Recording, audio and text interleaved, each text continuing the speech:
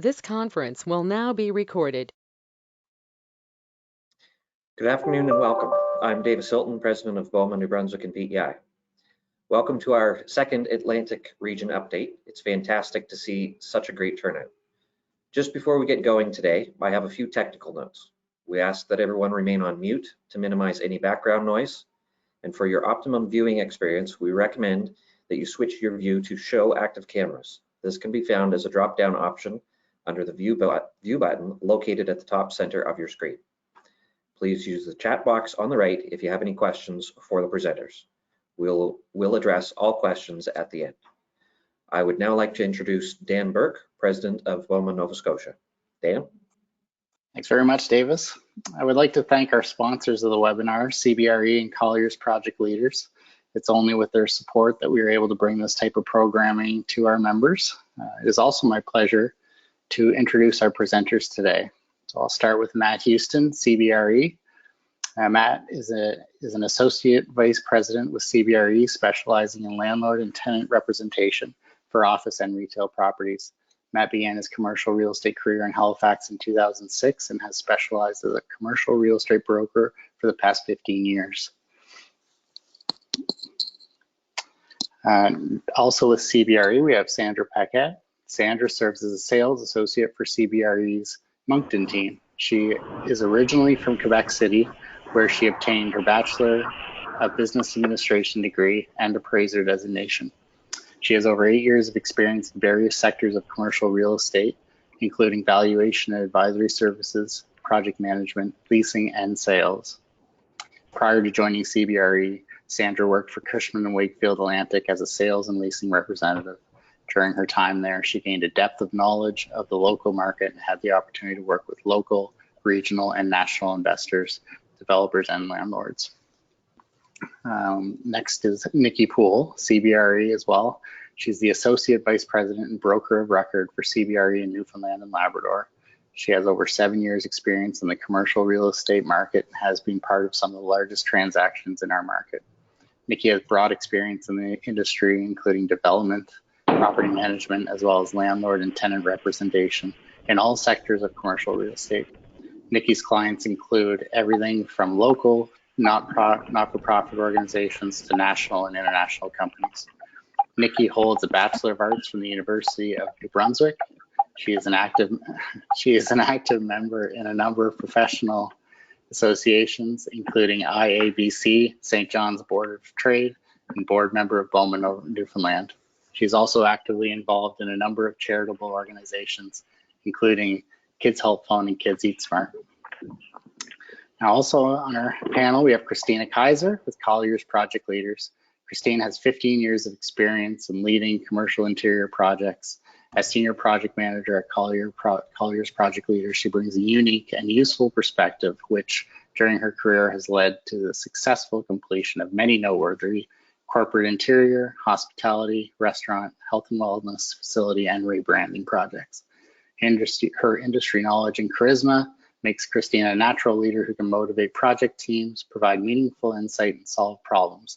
This skill set has allowed her to thrive in her role as corporate office lead for Atlantic, as well as on our Beaumont, Nova Scotia board. So I will now hand it over to Matt. Thank you. Hi, my name is Matt Houston, and I'm with CBRE located in our Halifax, Nova Scotia office. Today we'll be focusing on the office market in Atlantic Canada, and we'll talk about how COVID-19 has affected our region since the pandemic started in March 2020. I will start off by providing a summary of the Atlantic Canada office market, and we'll describe what we have seen transpire over the last year and how this has affected such things as office vacancy rates, rental rates, and absorption rates, and discuss what the past year has done to the office sector in Atlantic Canada. And Sandra Paquet of our Moncton office and Nikki Poole from our St. John's office will discuss the future of office and what CBRE believes the office will look like going forward in Atlantic Canada. When the world shut down on March 15th, 2020, Atlantic Canada was no different than the rest of the country and the world, and all non-essential businesses were forced to close and work from home.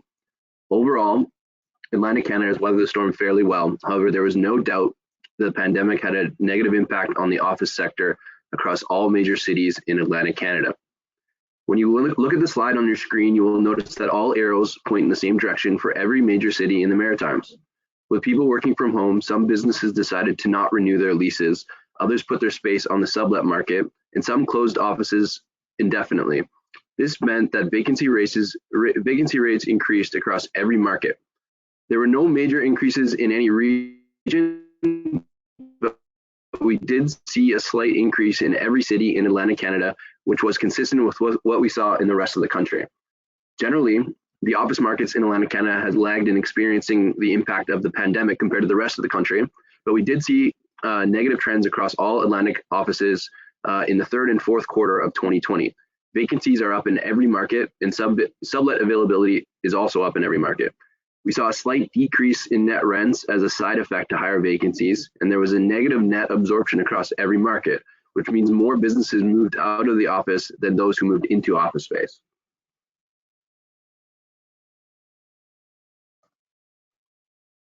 There have been some consistent trends across each market as well. The first major trend that we have seen is that businesses are putting off long-term decisions until they see how the pandemic plays out. This means we are seeing short-term renewals. Most businesses that have their leases expiring in 2020 or 2021 are renewing their lease for just 1 year as opposed to the standard 5-year renewal term. Most long-term decisions are on hold for most businesses until the vaccinations are completed. We've also seen an increase in sublets across all markets. However, this has been a good opportunity for many businesses to secure spaces with good leaseholds, with furniture included at attractive rental rates.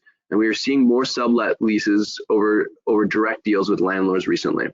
We continue to see smaller companies, such as not-for-profits, elect to renew their leases and work home indefinitely.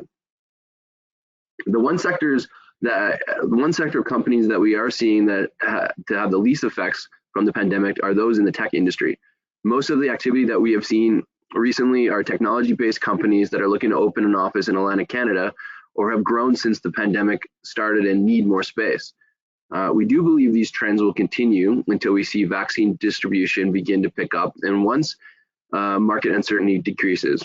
We are hopeful that transaction volume will begin to increase after that as well.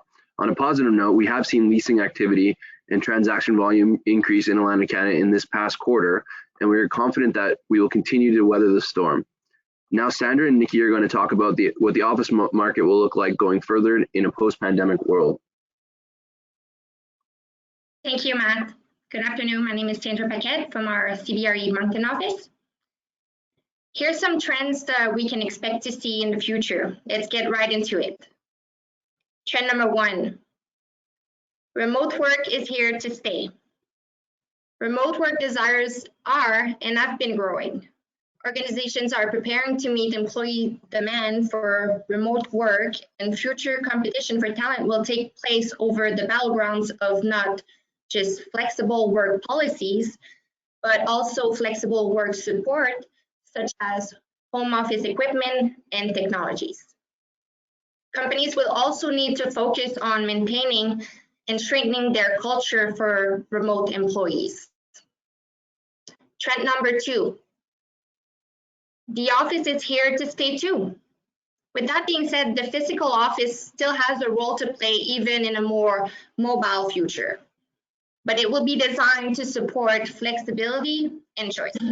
Companies will rethink the role of a single HQ in favor of a larger ecosystem of work sites that may include regional offices, co-working spaces, and home to support increasing and ongoing mobility.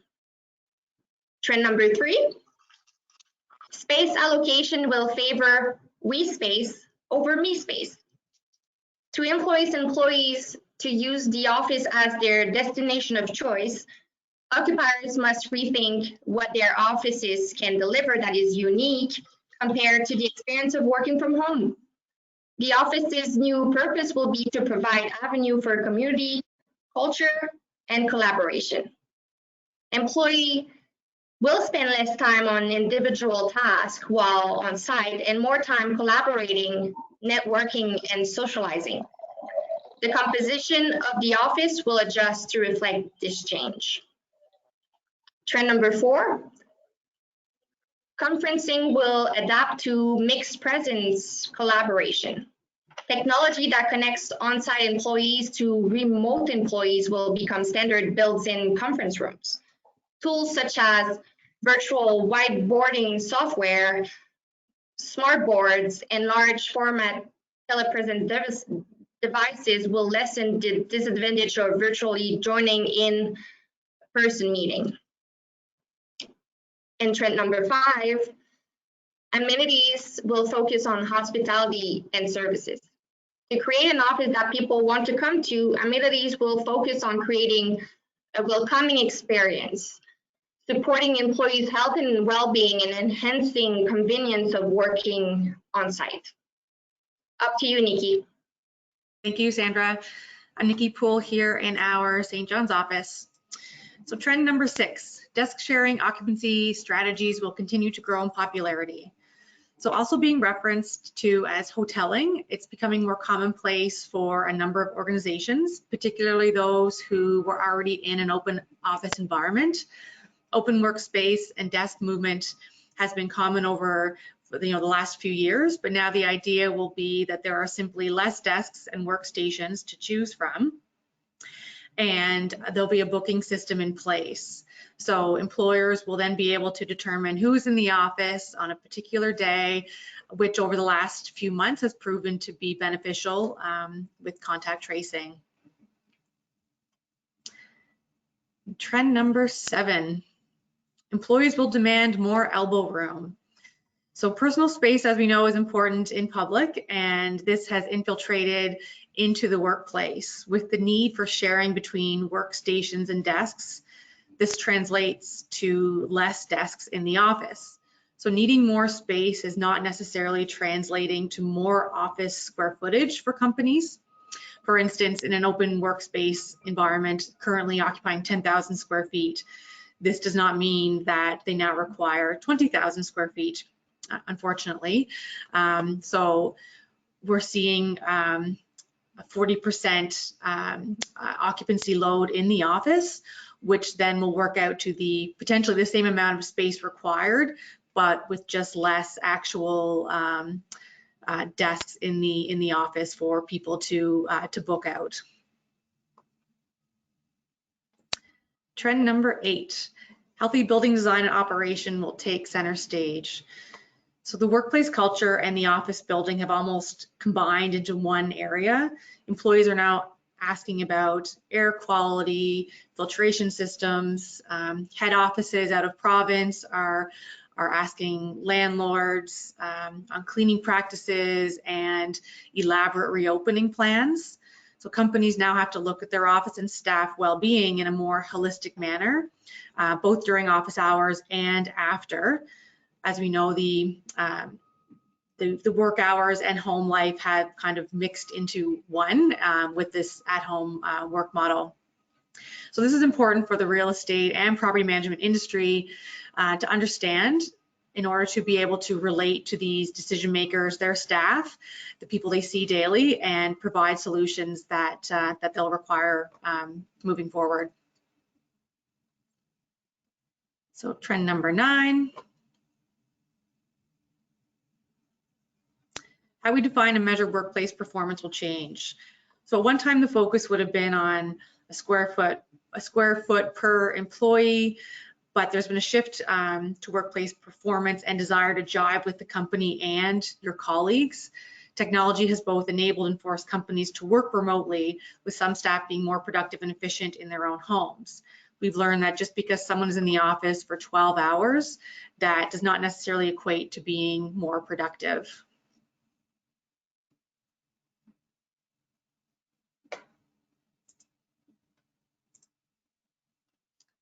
And last, partnerships between commercial real estate, HR, and IT will strengthen. So redesigning and moving offices have changed, and with that, there'll be a more collaborative approach with various divisions within companies. And the commercial real estate role will mold into space planning expertise. So collaboration will be even more important moving forward as we move through this next stage of back to the office or whatever that looks like.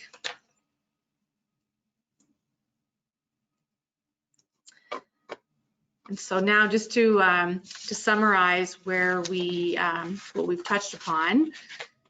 So the world has changed, and so has the future of the office. The work from home experiment was more successful than anyone thought. Cultural norms around the importance of working in the office have been broken. CEOs are engaged in the real estate discussion. It's no longer when will people return to the office, but who will return and at what frequency. Organizations are questioning how much and what kind of space they will need. And the focus is on size and location, design and operation, and flexibility of obligations. And what we believe. So not everyone will return to the office, and many will split between home office and potentially a third space. It could be a coffee shop or a shared workspace. Working at the office will become more event-based. Vibrant cities will remain attractive, but many occupiers will opt to spread out versus concentrate in a single location. The demand for flex space will increase to mitigate uncertainty and minimize capital outlay. Occupiers will right size and reduce their real estate footprint, and vacancies will increase materially in some markets, putting a premium on forecasting.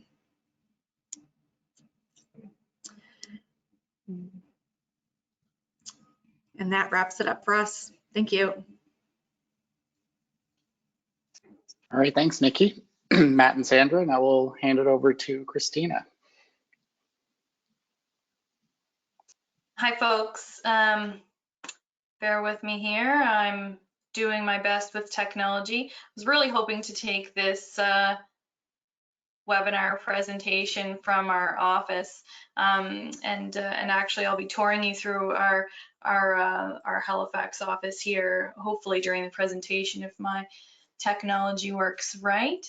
So I want to speak to post-pandemic office planning, implementing the new normal, because we're fast approaching it, and CBRE was alluding to, you know, some folks are kicking the can, some folks have already made their decisions, and certainly we expect a lot of activity in the coming year and years as folks develop their new normal. And certainly at project leaders, you know, we're seeing a lot of activity on projects right now, already bringing some post-pandemic offices to fruition for folks. And we're expecting that train to just keep rolling.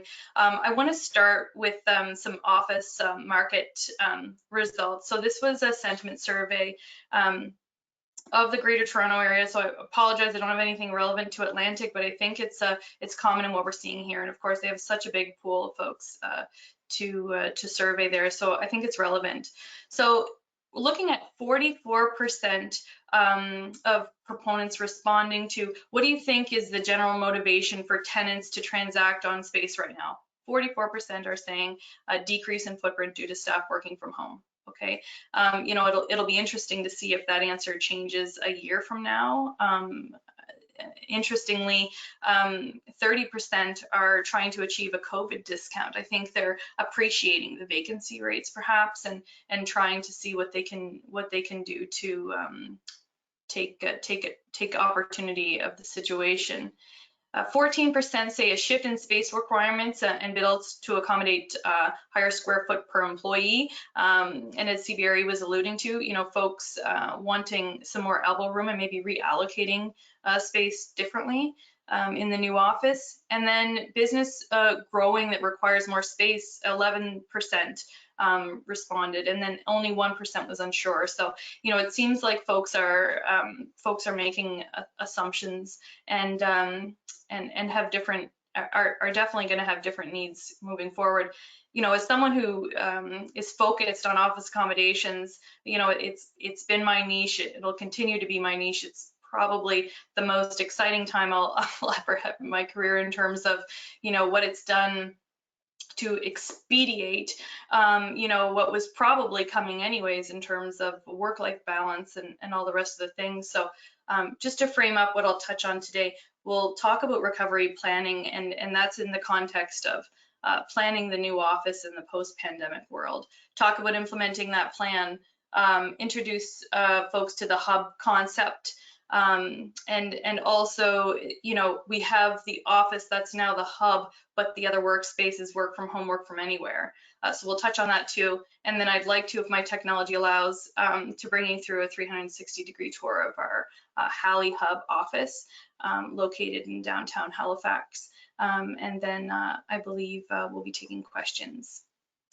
So now what? I sort of started with this scenario, and this is maybe I think a scenario that happens a lot, but we certainly deal with it a lot here at Project Leaders. So folks have an idea right now of what they think their office might want to be. Say you're someone that answered questions on that survey. So I think I need less space, or I think I want more elbow room, or I think I need to reallocate. You know, let's work with the landlord we're with or renegotiate. Let's get brokerage involved and get an offer to lease together, because I think I know what I want. Okay, good, I've got a lease, I've got my space, great. And now here's this big dollar sign here. We're in a different world now. You might have thought that in your idea phase that you had this figured out, but I just want to touch on the state of projects right now and how we're mitigating risk. So you'll see in this slide, I've just moved our dollar sign to a more appropriate place in this climate. So we've got our great idea. We think we know what we want. You know, sorting this out and mitigating the risk of that sticker shock is more important now than ever. You know, the construction market right now is just full of surprises at every turn. It's as unpredictable as it's ever been, and it's certainly, if you look at the vacancy rates and, you know, even in the industrial park here in Nova Scotia and Burnside, you know, these folks are definitely in high demand, skilled trades. So let's consider our costs, our full project costs before we negotiate these leases. Really understand what we need in terms of space before committing and getting into to our new home. So just to touch on pandemic contingencies, you know, the three-legged stool that we like to start off with in project planning is scope. Let's define it and understand what we need in this project. Talk about the timeline and the schedule and the budget. It's going to give us our plan. In the pandemic, current and post-pandemic, there are some factors that are going to impact schedule and impact budget and potentially even impact scope differently than before. So even folks who have done an office move or a relocation or a renovation in place, you know, things are just different now. You know, when we're scoping out the project, we really need to consider things like change management, changes to policy. We're talking a lot about work from home and how that's going to affect the programming of spaces, how much square foot we need per person, schedule wise, you know, and this is not just in the planning piece, but also resource constraints, lack of resources, supply chain issues. It's all very relevant. We're using different contingencies, contingency percentages for budgets, schedule contingencies. Everything needs to be just considered a little bit differently now. Certainly budgets is one of them. You know, this year we were seeing an increase of 10% per month in steel, for example, recently, as well as significant shortages of materials that have created significant price fluctuations. So we want to answer the business need first. Every project is just a response to a business need, and certainly we need to right-size those solutions. So, you know, a lot of what we're talking about here is conceptual in nature, and maybe some of us want to do all of the things, and our businesses can't support doing all of the things. So what's the right size solution for your organization? And let's really think about the functional needs of your team members, and what they're looking for from the office, and as well we'll get into attracting and retaining a little a little later on. But certainly using a projectized approach and considering the full scope and the full picture before making commitments, I think is a very important piece of planning, and one of the big lessons learned, I think, from a lot of clients who come to us, maybe a little too late. Implementing the plan. So here we've got an opportunity to rethink. So, you know, some of those out of the box ideas that we had 2 years ago are now very much in the box. And, you know, and it's an opportunity to completely rethink the way that we've approached the office. You know, currently we're working with plexiglass everywhere. We're 6 foot distance. It's not going to be forever, but we do think that we'll have an entirely new outlook on infection prevention and control. And I, for one, am happy to stick with my 6 feet of distance between my colleagues, although I do love them, you know, for the unforeseeable future. I think giving folks a little bit more space is important, and also, of course, the amenities. And you know, that's maybe a good segue into the workplace strategy. You know, this is maybe a buzzword to some folks, but certainly for a lot of our clients, it's something that they're being very intentional about. This is a documented strategy that involves surveys and feedback loops and engagement, and really considering the needs of the specific workplace. It doesn't need to be elaborate. It doesn't need to be too much. It just needs to be the right amount of intentional collection of feedback and development of plan around that, and very much it involves policy and procedure development as well. Change management. So another word we've been hearing a lot about in the past few years. You know, if we look at the sort of ADKAR, ProSci, you know, awareness, desire, knowledge, ability, and reinforcement model, like we need folks to be aware of the change that's coming. It's going to be significant returning to the office permanently. It might be an opportunity where you're taking away private offices in exchange for more daylight and in an open office environment, with more meeting space for telephone calls and private conversations. The awareness of what's coming, to build the desire from team members to participate in the change, you get excited about the change, is going to be key. They need to have the knowledge of what the changes are. There's been so much uncertainty this year, and there's a lot of uncertainty about returning back to the office in the post-pandemic world. And as we transition from, we know it's not going to be a light switch that just finally goes off. We can, you know, it's not going to work that way. This is a transition. You know, they need the ability to work in the new way you're working, in the new way of working. So if you want a space that allows them to work from a cafe or a meeting room or a desk, you can't tether them any longer with a desktop. So giving them the ability to work the way that you expect them to, and then of course reinforcing that. Reinforcing the message, reinforcing, you know, that there's a sponsor, and that the opportunity for change is positive, and those messages is really important. And sometimes something that's missed in the implementation. So our hub concept, this is about the destination, and CBRE touched on this. So we're ready to reinvent the norms, okay? We're committed to flexibility. We want something here that's going to bring us into the future. We want something that's flexible and adaptable, and future-proof. And you know, above anything, I think if we want this concept to work, we need to be the change. So, you know, if you are a leader in your organization, and I think you need leaders at every level, you know, we need to use these new spaces the way that they're intended to be used, or our plan's going to fail. You know, so if we want a space that we can double as an event space, if we want a space that's going to bring folks together for the sort of impromptu meetings and the socialization that they're missing, we need to be intentional about that. And also we need to appreciate that the new way that we're working is going to require maybe a different etiquette in the office. The Zoom meeting is here to stay, certainly. So, we can't be 20 of us in an office taking Zoom meetings from our desks necessarily. That's going to be pretty loud. And also we're just going to need to consider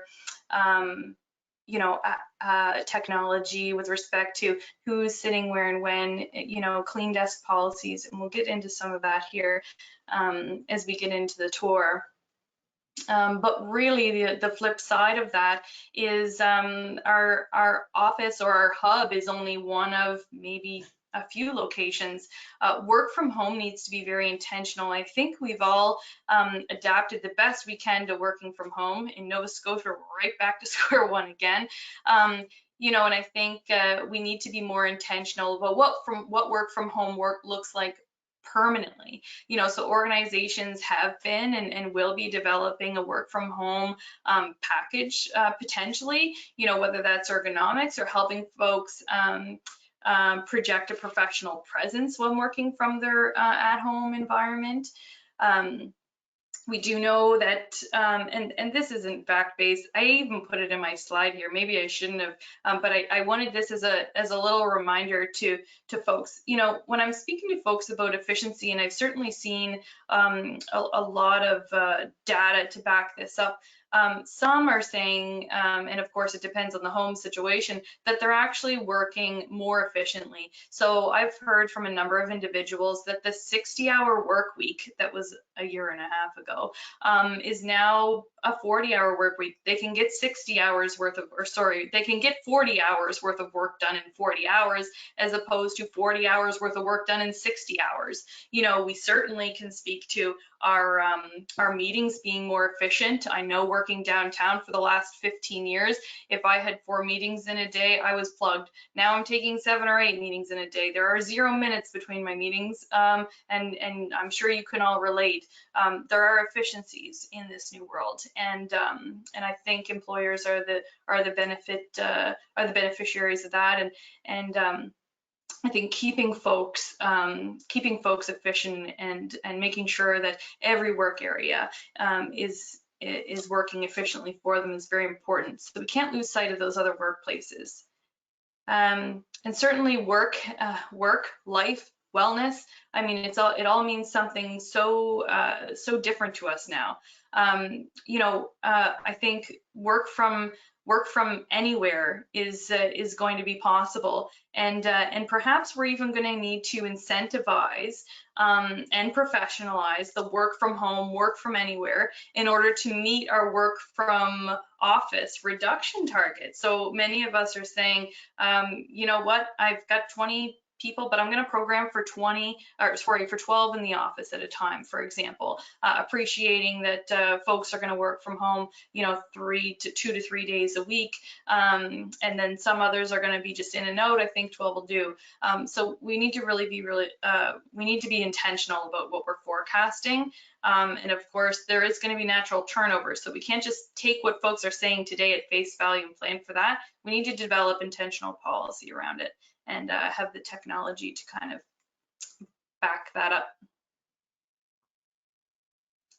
Okay, I'm going to get into using some technology here. So I want to take you for a site tour of our Hali Hub. So this is our Colliers Project Leaders office in downtown Halifax. And I just want to make a few notes before that. Just to tell our story here, we started planning this office pre-pandemic. I believe we were procuring the prime design consulting services when this all sort of hit. We hit pause, we reconsidered our square footage, made a quick decision because we were already into an offer release, renegotiated for less square footage, and then went ahead with the design. So construction began in July, and we opened our doors August, September, end of September. So this is a video rendering of our office provided by the demountable partitions vendor. This was Falk built. They did the majority of our interior walls here. Just play the video so you can see the renderings.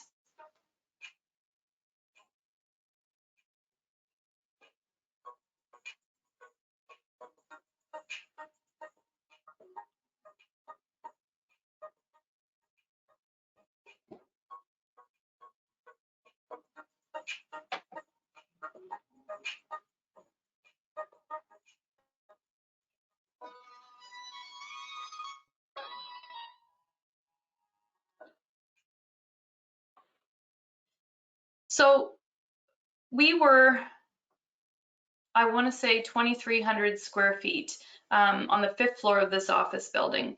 We moved to the 3rd floor, and I believe we're targeting 3,300 square feet and renegotiated to 2,600 square feet usable. So this office, we planned to suit 18 practitioners. That is more than we might have today in the Halifax office, and then projects some growth. We basically planned to 12 workstations. So you'll see that as we sort of go through, but I just wanted to make a few notes before I get into the tour. So attracting and retaining top talent has always been a top priority for organizations, but now more so than ever, this work from home and work-life balance factor is really going to play into the decision making of folks who are seeking employment or seeking to move employers. So it's certainly something that we had in mind when we designed our office. You know, I think that appreciating that this is we have signed up to work from home permanently in our design. We have signed up for non-dedicated workspace for the vast majority of folks. So, you know, of course, our VP and our office manager who are going to be in the office every single day, they'll have dedicated workstations that are fixed. They look and feel no different than the rest of the workstations. There are no private offices in this workspace, but there are many private places to go for calls and private conversations. And we're going to see some nods to my notes here. The non-dedicated workspace must-haves really is lockable storage. Everyone needs some. We don't want to be carting around our personal mouse and keyboard everywhere we go, or headphones everywhere we go. We need lockable storage available for folks on site that's dedicated to them. The workspaces need to be well appointed. You know, our talented folks need to be able to sit down and start working. We don't want them fiddling with cables. We don't want them messing with tech that doesn't work or trying to set up a printer driver. You know, everything needs to be a well-oiled machine when they get in there and sit down. And then the clean desk policy. Look, we went with white surfaces. I have cautioned folks against white surfaces for years. I couldn't be more grateful for our clean desk policy and the white surfaces now, because if there's any fingerprints, we can see them. You know, the wipe down before you sit down and the wipe up before you get up. You know, I hope that's here to stay. I wasn't a germaphobe. I probably am now. I think many of us can probably say that we are. So I'm going to try to share a different screen here and take you on a 360-degree tour of our office. This is a technology we use called Hollow Builder. It's basically a 360-degree camera and some software. So our reception at the moment is unmanned. We'll have to see if a receptionist is in our future. But Hallie Hub is the name that we've dubbed our office. We commissioned Well, it was actually Madital Signs was given some direction by SGH Design Interiors, who designed the office. They provided us with this landscape skyline rather of Halifax. I believe it was an actual drone shot, applied a filter, and then put this nice kind of nod to our Halley hub. It's just subtle, but it's there, with the full intention of having an appropriate Zoom background. Okay, so you know, in our telephone rooms here that you can see that are along this corridor, as you're sitting here on a Zoom call, your background is this nice, colorful, well-lit image. We knew that the Zoom call would be here to stay, so we wanted to create each of these spaces very intentionally. This is our flex room. We're not calling it a boardroom because we know, and this was actually a note straight from our CEO, Franklin Holt Forster, who reviews each and every office location plan when they renovate or relocate. And his feedback on our concept design was, folks, you won't be using that boardroom as a boardroom potentially even 90% of the time. So get creative, make it flexible. You know, so we did that. We used flexible furniture options. You know, we've had this room actually set up in a variety of different ways already, as a bit of a war room, as a training room, in smaller pods, especially in the COVID world. Right now, it definitely doesn't look anything like this. There's much more spacing between the chairs. We did do a little bit of staging here for the photographs. So one flex room, two of these telephone rooms, and then another 4-person meeting room over here that's a little bit more private as well. We have another office tucked around the corner. So I just want to take a moment to speak about the need for private space. You know, if we're getting out of private offices, we need to appreciate that folks might need a spot to have a private HR conversation, or if you're taking a difficult phone call with a loved one or a client, you know, it's best to have privacy. And so, you know, we intentionally frosted the windows in this particular room so that if folks wanted to go in for a phone conversation, a cry, if they want to pray, if they want to breastfeed, if they just need a moment to themselves for their wellness, they can come into this room. It's going to double, it's going to have a double purpose as our wellness room. It's also located in close proximity to our VP's workstation, so an easy spot for him to duck in, appreciating that that's a significant transition for him going from a private office. This is our 3-person meeting room. We've got a nice little sofa in there, and again, Zoom room technology set up and ready to go for folks, so they can pop in and take a phone call. We look forward to the day that we can get a few colleagues in here to take a call together. We certainly considered that in the planning. All of the workstations are sit stand, so we're looking to ergonomics is important to us. I mentioned about having well-appointed workstations. You know, they each have a credenza here that's great for storage, or whether it's a briefcase, a purse, backpack. It all fits in here. We've got a file drawer if you're someone who still uses paper. I was very paper heavy pre-pandemic, and I'm paper free now somehow. I'm glad I'm practicing what I preach finally. Helped so many organizations navigate their way through paper reduction. And so, yeah, double monitors. By the way, our monitors were ordered in July. They're still not here. So anyone ordering tech, you couldn't have ordered soon enough. We're still looking for our second monitors. Here's our locker space. We've got a very private area here in the corner that's great for reading. It's not unusual for us to be reading through a contract. Maybe it's an offer to lease through the landlord's requirements, looking into different provisions for clients, and another little nook here that's, again, a great spot to duck down for a quick call or video call. We have put in place, I thought this would be a temporary measure for us. You know, it's glass panels above the workstations. But you know what? It's done such a wonder for sound transmission. I think we'll almost definitely keep these glass partitions. They don't take away any of the view, and they do make us feel a little bit more protected when we are in office. Of course, now we're staggered. We're every other workstation for now, but as you can see, every person has a 6x6 space. Socializing and that cultural piece was very important to us. We listened to folks when we asked them in the surveys, what are they missing about the office? Our last lunchroom had 2 stools and a counter. So we've got an island that seats 4. We have these banquet seating that's here for collaborating during the day or eating lunch or socializing at a pour at 4. There is a kegerator in the corner. We made sure that in considering the offering beverages to folks during pours to fours that we were inclusive. There's always wine in the fridge. Got a nice fancy coffee maker to make coffee for folks who's not a coffee fan.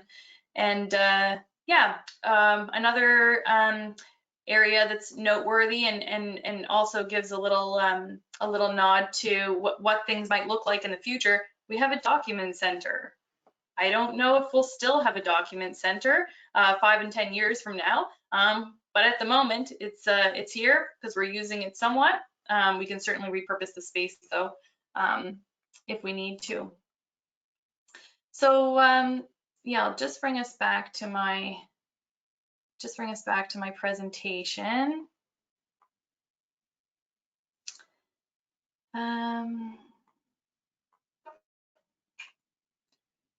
Yeah, there's our floor plan, 2,600 square feet. So we're 18 of us, but 12 workstations.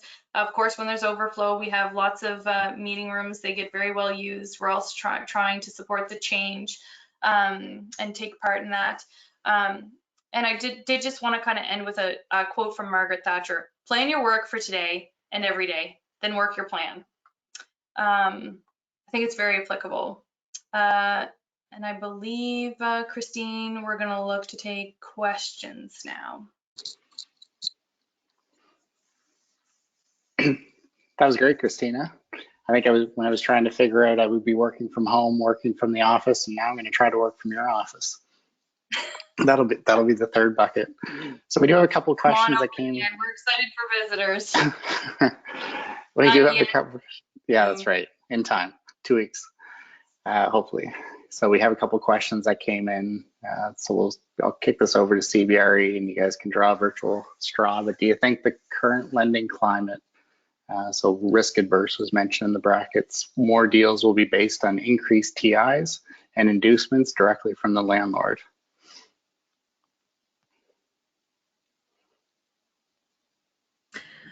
I can speak to that, and then if Sandra or Matt want to kick in, they can. I think the answer is absolutely yes.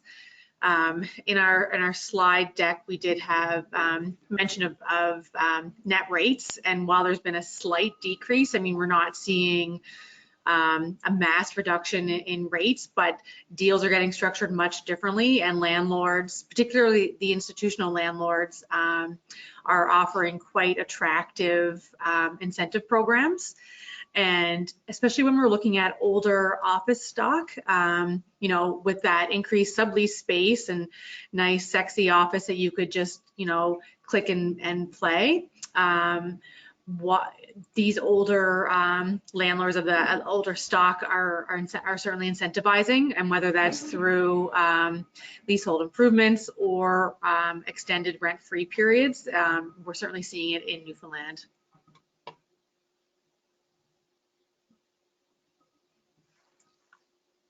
Same thing goes for Halifax. We're seeing landlords contribute a lot more and just structure deals a little bit more creatively. Especially for tenants with strong covenants, you're seeing leasehold improvement allowances go up as you're also seeing construction costs go up. So it's mirroring that.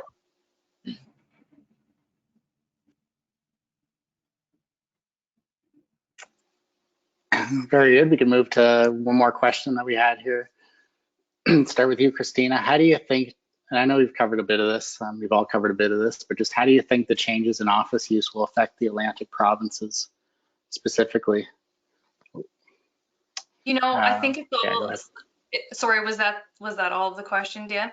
Yes, I had to press the low battery button on my iPad, so that's what the pause was, but it's good. Go for it. Yeah, so I'm really excited for what this means for Atlantic Canada. Dan, we have maybe traditionally, I'm sorry, been slow adopters. You know, we look to what's happening, you know, in Toronto and Vancouver, even Montreal.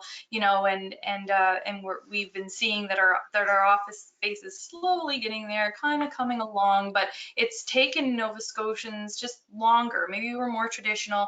Maybe it's a generational thing, you know, but it's taken us longer to adopt. So what's happening now is the folks who were hesitant were forced into adopting elements of work from home, and now they're appreciating that, you know, that in fact the office is more important now than ever. Like, you know, CBRE said, this isn't the end of the office. No, not at all. The office and buildings, you know, are more important now, I think, than ever. So, you know, we're craving that that collaboration and that personal human interaction. And so I think this is going to play, I think that the folks, the organizations that are going to make meaningful change here are going to do so much for attracting and retaining their talent. I think it's going to change that, and I think it's going to change the wellness of individuals and Nova Scotians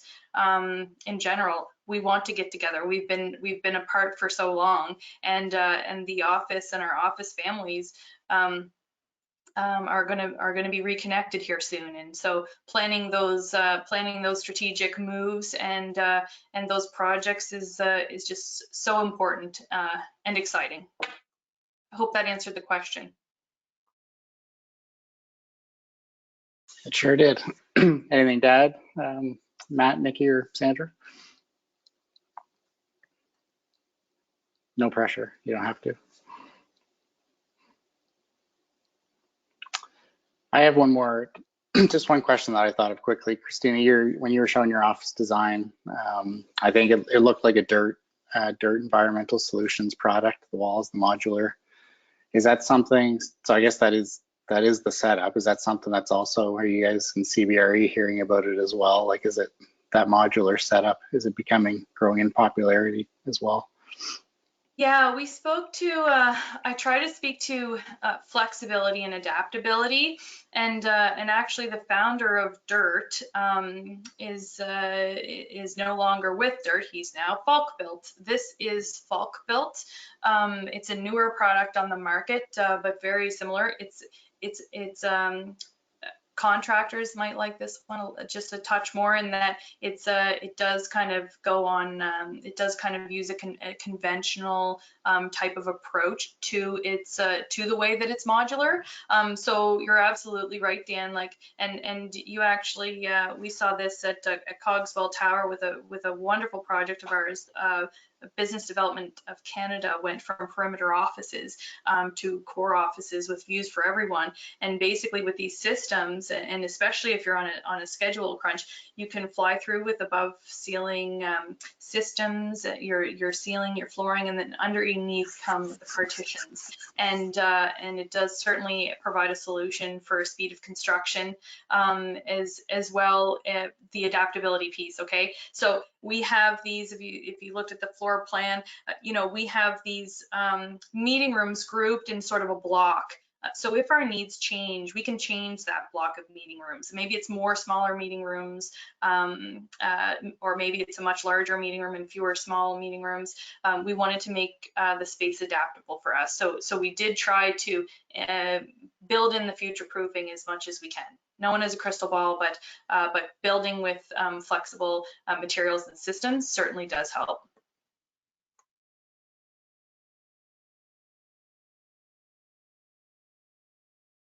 Well, I think failing any, I don't see any other questions, so I think I will hand it over to Nicole Tucker. Nicole. Sorry, it's Christine. Nicole, if I could just read one comment that just came in before you get started. So we just had a comment come in, not a question really so much as a comment observation. Everyone I know has continued to work from their office for the past year, expresses their desire to work from home. However, pretty much everyone I know that has worked from home since last year wants to get back to the office. I think that the lure of working from home has worn off for many. So, Kristina, what are you seeing? I'm nodding. You know, I'm someone, and we've had the choice. Thankfully, we've had the our office is currently closed, but we have had the choice and a very strict return to office policy that we've adhered to. So, you know, I personally really enjoyed going into the office a few times a week and seeing colleagues from a distance. Our office is doing what we wanted it to do. It's drawing people in. Okay, so folks are going to have the choice of where they want to work. Of course, as employers, we want to bring them together, and you know, we want to build that culture, the collaboration, the mentorship, the things that can't happen from home. And I'm agreeing with that comment. Yeah, it's getting old. You know, not all of us have a work from home setup that's a private office in our home. You know, I was about 4 months in and just thought, like, I gotta do something, you know, like we're gonna be here a while. So we were fortunate enough that I carved out a little niche in our home for myself. You know, I do like the balance. I have a young child at home. Every situation is different. You know, so the work-life balance, I think for me, it's exciting that I'm going to have the choice. I want to be downtown with my colleagues and with our clients. But when I need to put my head down and really get some work done, I'm a very efficient machine when I'm at my home office too. So it's definitely a balance, but I'm with the commenter. I want to get back to normal. Thanks. Nicole, sorry, I'll turn it back over to you.